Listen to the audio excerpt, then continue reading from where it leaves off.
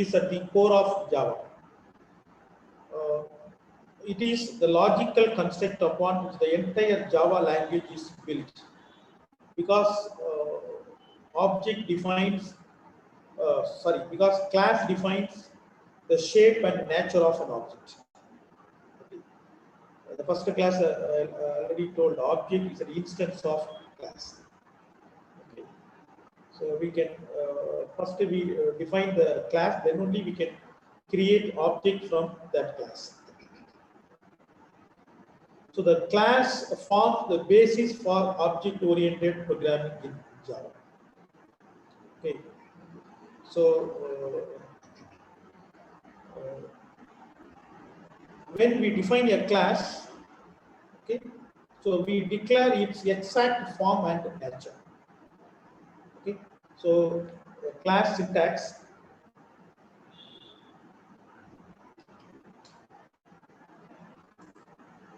Okay, class syntax. The class keyword, then class name, the valid identifier, class name, okay. Then data type, variable 1, then data type, variable 2, okay. Then etc. Data type.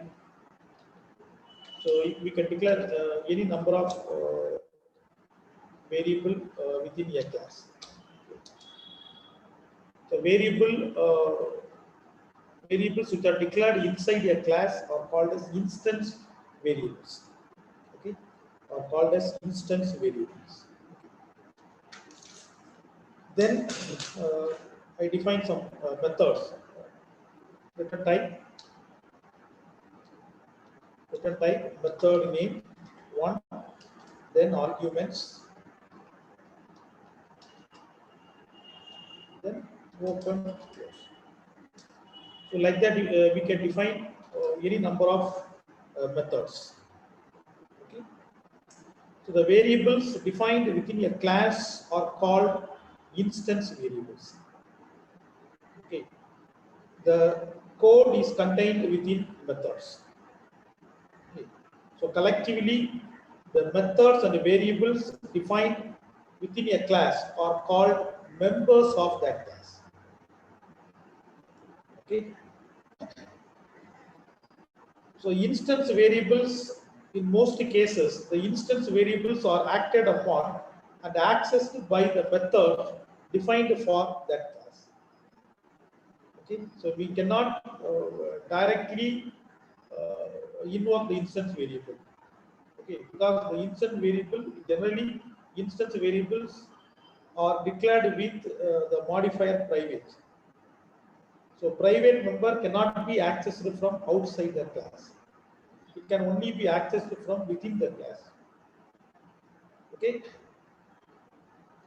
So variables defined within a class are called instance variable because each instance of the class, that is object, contain its own copy of these variables. Variables defined within a class are called instance variables because each instance of the class contains its own copy of these variables. Okay, the data for one object is separate and unique from the data for another object. Okay, so all methods have the same general form as main function. Okay, so most method here the methods are not specified with static or public. Okay, so in main function we declare the main function with public static void main function, public static void main. Okay, so here the methods are not static. These are the instance methods. The class contains two types of methods. One is instance method and another one is static method. Main function is static method. Okay, so instance methods are related to object, static methods are related to class. Okay, So the class is at the core of Java. So what is class? Data and a function, data and a method in a single unit, that is called class. What is data? Okay, the data defined within a class are called instance variables. The data or variables defined within a class are called instance variables. Okay, the code is contained within the methods. So the method and variables defined within a class are the members of the particular class. Okay. So I'm going to show an example. There is class complex number. Okay, class complex number. So int real part comma imaginary. Okay. Here the class is complex number. Okay. So the class defines two instance variables. One is real part and another one is imaginary part. Okay, one is real part RP and another one is imaginary part IP. So actually a class defines a new type of data.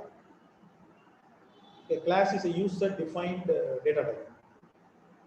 Okay, here the new data type is complex number. Okay, here the new data type is called complex number. So we will use this name to declare object of type complex number. Okay, so a class declaration only creates a template. It does not create an actual object. Okay, so to create the complex number object, we will use the statement that is complex number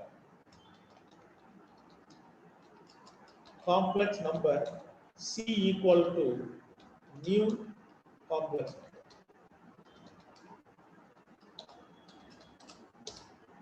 Okay, complex number C equal to new complex number. Here C is an object.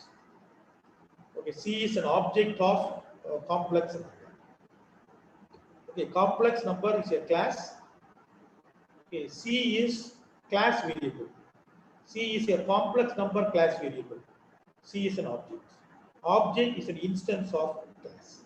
Okay, object is an instance of class.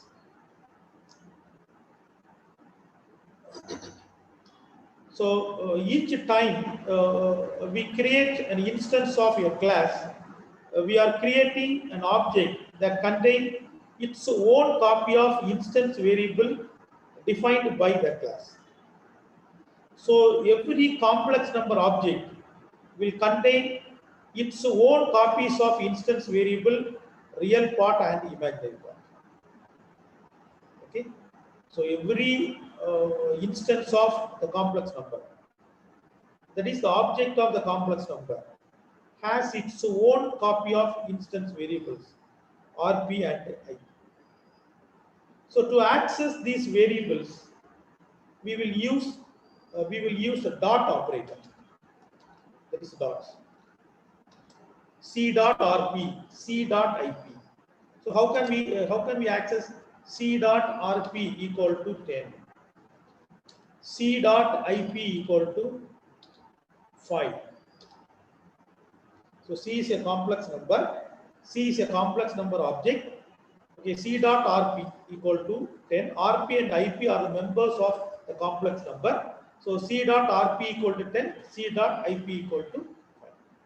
So like that we can create a class student. A class student, it contains a data, member, register number, roll number, name of the student, then course he or she is studying.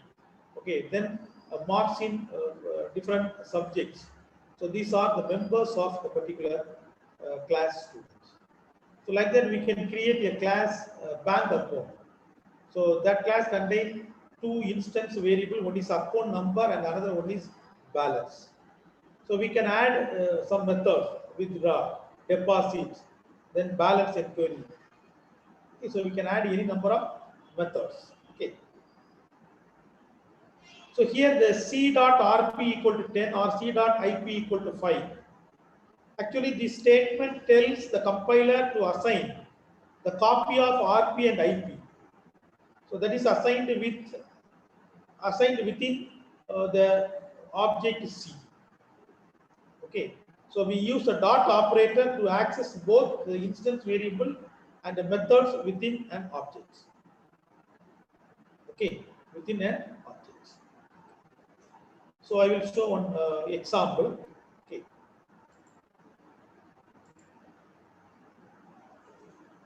So class complex number.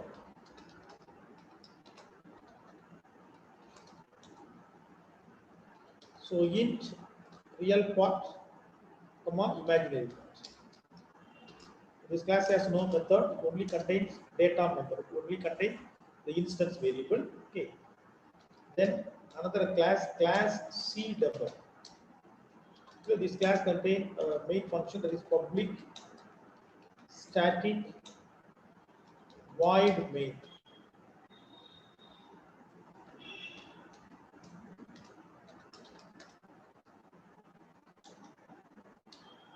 Why the main function declared with a static modifier? Tell me anyone. Why the main function is declared with a static modifier?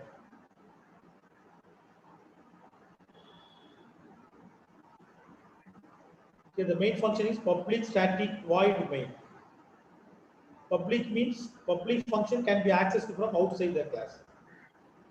Okay, what is the use of static keyword? Without the creation of object, we can access those methods. So that's why it's declared as static.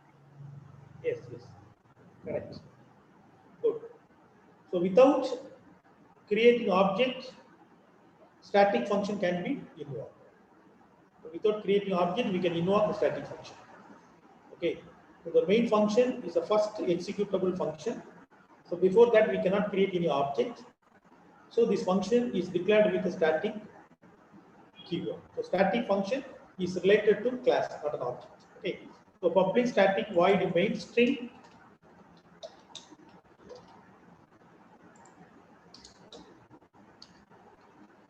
So I create one object of complex number. So complex number C equal to new complex number. Then C dot real parts equal to 10. Then C dot imaginary parts equal to 15. Then system dot out dot println. Okay, system dot out dot println.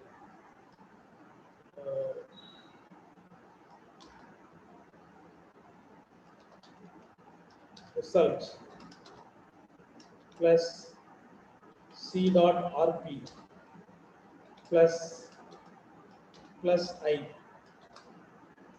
plus C dot imaginary complex number A plus IB format. Okay. So the main function. So I save this program. Save as C demo dot Java.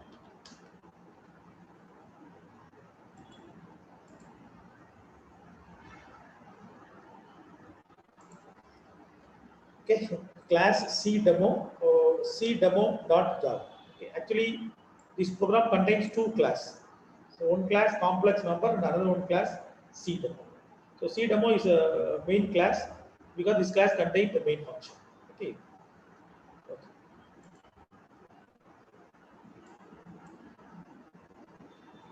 So I compile this program Java C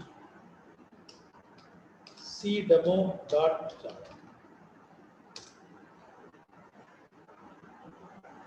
Okay, there's no error. Then Java C demo. The result equal to 10 plus I 50. Okay. Okay. So here one class complex number is created with two data member, one is RP and another one is IP.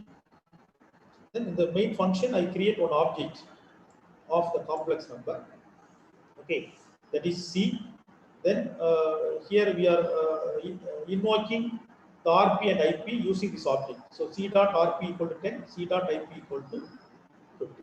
Okay, so every object has its own instance variable. So C has its own real part and imaginary part. So C dot RP equal to 10, C dot IP equal to 50. Suppose I create two objects. So one is complex number C1 equal to new complex number C1 dot RP, C1 dot IP.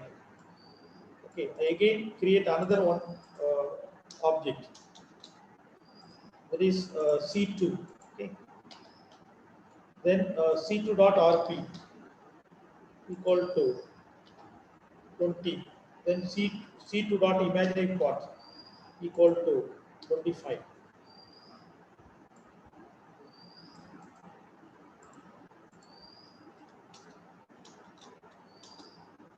So print both, okay, C1 and C2. C1 dot real part, C1 dot imaginary part, C2 dot real part, C2 dot imaginary part. Okay.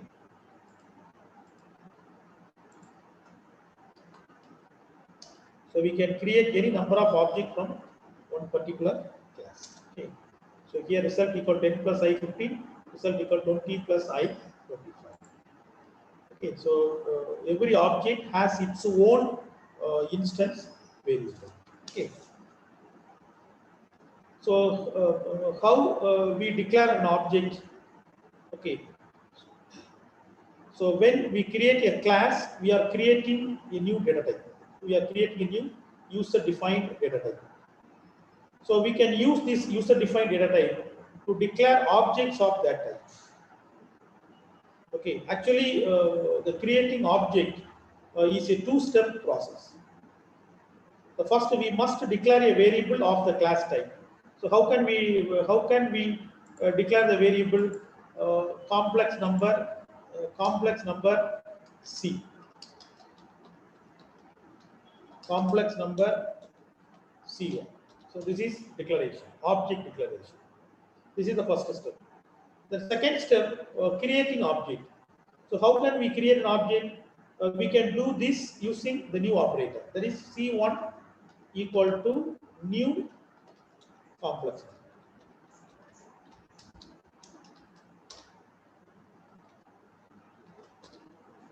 Okay. So the object creation is a two-step process. The first step, object declaration. The second step is object creation. Okay. So we can use a single statement for both declaration and creation. That is complex number C equal to new complex. Okay. Suppose assigning object reference variable. So actually the object reference variable act differently than we might expect when an assignment takes place. Okay, actually here complex number C1 equal to new complex number, then C1 dot RP equal to 10, C1 dot IP equal to 15. So here I use complex number C2 equal to C1. Complex number C2 equal to C1. Okay.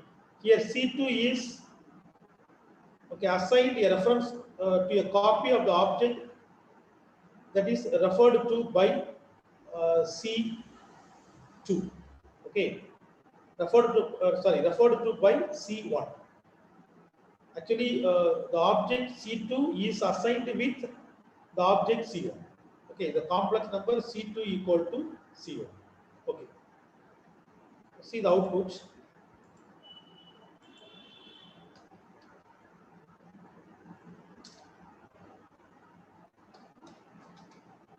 So here both C1 and C2 has the same value.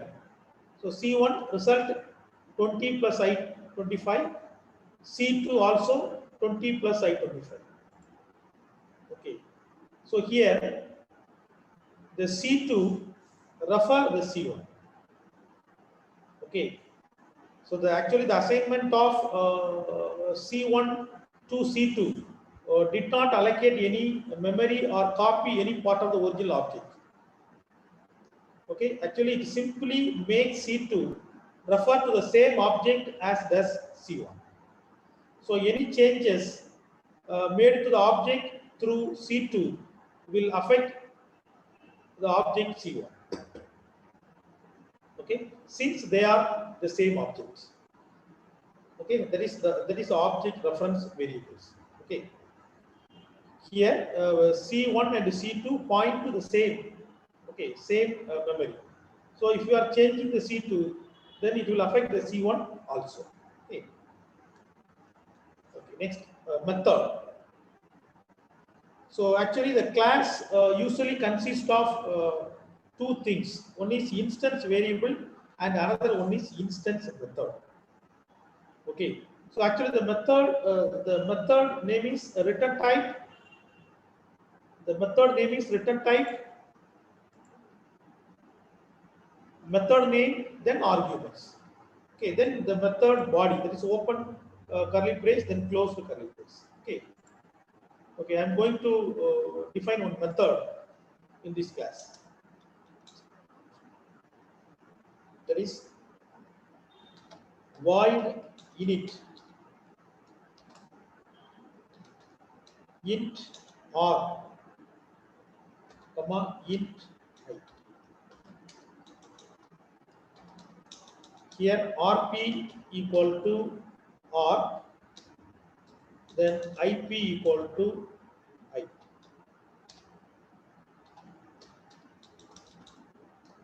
Okay, so here r and I are arguments. Okay, so there are two types of argument. One is actual argument and another one is formal argument. What is actual argument? What is formal argument? Anyone say what is actual argument? What is formal argument?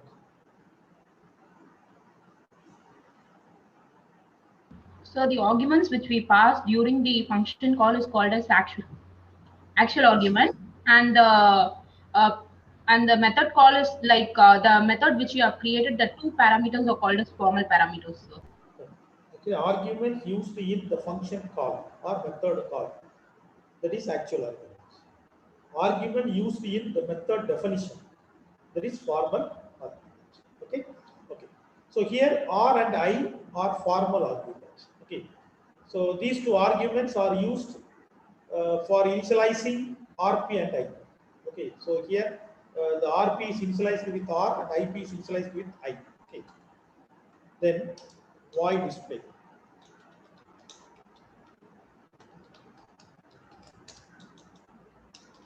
Void display. System.out.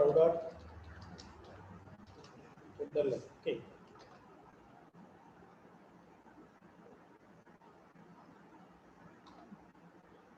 RP plus I, the listing concatenation. Okay, plus IP. Imagine it. Okay. Here the class contains two instance variable RP and IP and two instance method. One is init method and another one is display method. Actually, these two methods were not written any value, so these two methods are declared with void. Okay, the return type is void means that function does not return any value. Okay, so here the init method has two arguments R and I. So display method there is no argument. So here the complex number C1 equal to new complex number. Then I invoke, that is C1 dot init 10, 50. Okay, C1 dot init 10, 50. That is C1 dot real part equal to 10, C1 dot imaginary part equal to 50. Then C1 dot display.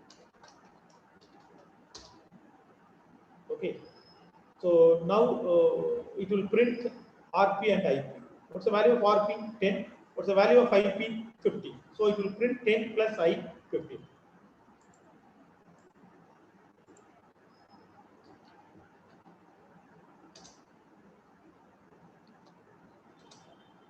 Okay, 10 plus I 15.